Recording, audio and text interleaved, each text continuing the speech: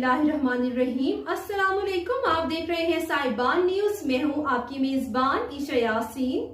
शामिल करेंगे अहम खबर शामिल करते हैं कोयटा से। आबिद उमर की रिपोर्ट के मुताबिक बिना मुकाबला यूसी चेयरमैन शाइस्ता खान लांगो और कौंसलर मोहम्मद कासिम लांगो ने बलोचिस्तान अवाम फुट स्टॉल ग्राउंड का दौरा किया, जहां उन्होंने जारी खेलों की सरगर्मियों और दस्तयाब सहूलियात का जायजा लिया। इस मौका पर उन्होंने नौजवान खिलाड़ियों से मुलाकात की और फुट स्टॉल समेत दीगर खेलों में इनकी दिलचस्पी और सलाहियतों को सराहा।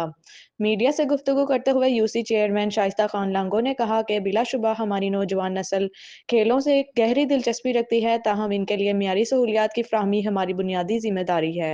उन्होंने कहा कि खेल नौजवानों की जिस्मानी और जहनी नशोनुमा के लिए निहायत ज़रूरी हैं और एक सेहतमंद माशरे की तश्कील में अहम किरदार अदा करते हैं।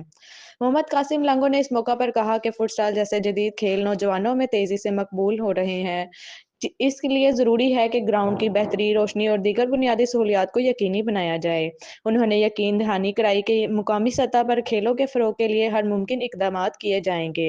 दोनों रहनुमाओं ने मुतल्लिका हुकाम को हिदायत की कि ग्राउंड की हालत मज़ीद बेहतर बनाने और नौजवानों को ज़्यादा से ज़्यादा मौका फ़राहम करने के लिए अमली इक़दामात किए जाएँ, ताकि बलोचिस्तान के नौजवान खेलों के मैदान में मुल्क व कौम का नाम रोशन कर सकें।